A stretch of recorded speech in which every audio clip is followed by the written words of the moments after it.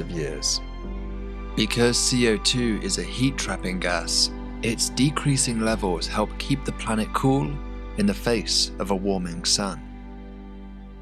But carbon dioxide can only go so low.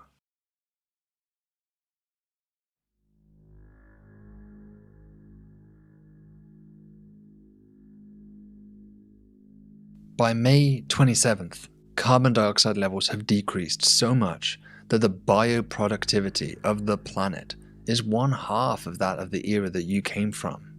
Carbon dioxide is the fuel of photosynthesis, and without it, the food chain dwindles. It's ironic. The very chemical that humanity fought so hard to remove from the Earth's atmosphere is now the very chemical that the biosphere so desperately lacks. Over the next couple of days, you watch the sped-up Earth rapidly change. Forests become less common, animals fewer in number, and the planet becomes less green with each passing hour. It's on June 1st that CO2 drops to dangerous levels below 150 parts per million, leading to the mass extinction of all organisms that rely on the C3 photosynthesis reaction. But long ago, life evolved a more sophisticated alternative called C4 that can cope with CO2 levels as low as 10 parts per million. In the blink of an eye, these C4 plants and microbes fill the ecological hole opened by their demised cousins. But ultimately, this just delays the inevitable, as the sun just keeps warming, and so the CO2 just keeps tumbling. How long can this go on for? It's on June 13th that you get your answer. Your right-hand watch tells you that the year is 900 million AD. It's now that CO2 levels finally fall below 10 ppm, a critical value and the point where photosynthesis fails. Life cannot adapt. C4 plants like millet, maize, and sugarcane are the first to die, followed by photosynthetic microbes. The surface turns grey and brown. Within the space of 3 million years, or just over 2 hours by your watch, you are now forced to bear witness to the most heartbreaking spectacle. Without photosynthesis, oxygen levels rapidly decline across the world. Large herbivores are the first to perish, their food supply gone. Large placental mammals go next with their relatively high oxygen requirements. Next, you watch as small mammals die in their burrows. Birds fall to the ground, and dead fish fill the oceans. By the end of this terrible 2 hours, even invertebrates like the insects are gone. The Earth's oxygen has been depleted. The reign of multicellular life is over. You reflect back that it was a good run. For 2.5 billion years, they roamed the Earth, about 20% of the planet's lifetime. But now you look out at an Earth that has gone into shock, returning to its earlier microbial era. It's still a living world, but one very different from the one that you once knew.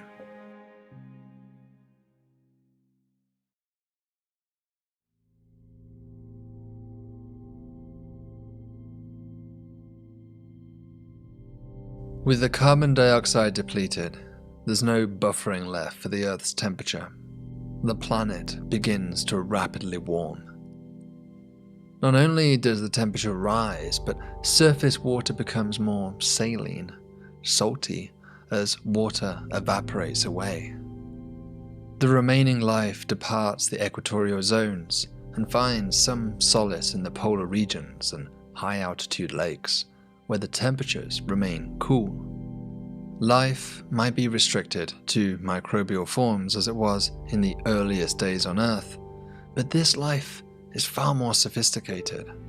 For unlike those primitive, simple life forms the microbes living now are the product of 5 billion years of evolution, highly competitive Darwinian natural selection honing their genomes. In particular, extremophiles adapted for high temperature and saline environments resist extinction and persist as the Earth warms. Watching this play out gives you some comfort to see these advanced cells stare down the Earth's warming climate. At least they still hold the torch of life going.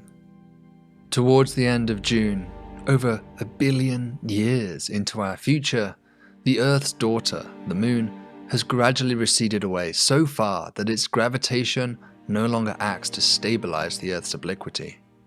This causes the planet to axially precess, leading to much greater seasonal variations. Much of the Earth becomes uninhabitable, even to extremophiles.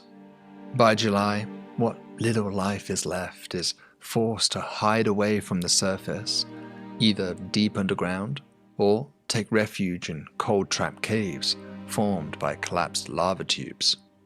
On July 25th, the Earth's core, which has been gradually cooling since its inception, finally solidifies, leading to a total collapse of the Earth's magnetic field. By now, the global mean temperature is over 100 degrees Celsius, and the oceans rapidly evaporate.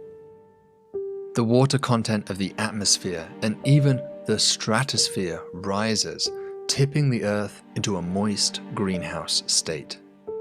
This high-altitude water is split by the sun's ultraviolet radiation into its constituent hydrogen and oxygen atoms.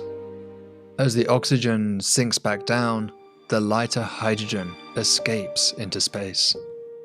Through this process of photodissociation, the Earth begins to rapidly lose its water content, much like what happened to its sister planet Venus eons ago. By the end of July, 2.5 billion AD, the oceans are gone, and the Earth is a dry, barren world. This is the end for life. Without water, nothing can survive. The future from here is sterile. Plate tectonics shut down, and the mountains weather away. The world looks alien, more like Venus than your Earth. The sun continues to grow ever more luminous over the billions of years that pass, scorching the Earth's inanimate surface. As the sun's core converts hydrogen to helium, it contracts, raising the internal temperature and pressure, which has largely driven the changes you've observed throughout the sun's history thus far. But by October 30th, 5.5 billion years into our future, the core is now so hot that the surrounding hydrogen begins to fuse, causing the sun to now finally leave the so-called main sequence phase of its lifetime. As this shell of hydrogen burns around the core, it deposits energy directly into the surrounding envelope, causing the sun to expand. At first, this expansion is gradual, but it heralds the demise of the Earth. It's December 31st, the Earth's last day. You know that the sun is bracing to enter its giant phase, an episode of rapid and deadly expansion. As that final evening breaks, you watch the sun grow in size in your red sky. It morphs in color, reaching beautiful deep orange hues, growing ever larger. By 9:15 p.m., the planet Mercury has been swallowed by the sun. Yet the sun's appetite is not yet satisfied, as it continues to swell. At 11:16 p.m., you watch in awe as Venus is engulfed. The sun is terrifyingly, unimaginably large, a red giant filling nearly 1/2 of your sky. With each and every minute, it expands further. But perhaps there is some hope, for as the sun has evolved, it's lost about 1/4 of its mass, causing the Earth's orbit to move slightly outwards. Like a game of cat and mouse, you wonder If this movement is far enough to escape engulfment, maybe the Earth will be spared being swallowed whole. But as the sun closes into its prize, in that final, terrible hour, the Earth literally drags through the stellar chromosphere, and now starts to spiral in towards the sun, not away. As the Earth reverses course, you accept that it's over. Here, at the end of all things, your sky is filled with fire, as the Earth finally rests, returning to its maker.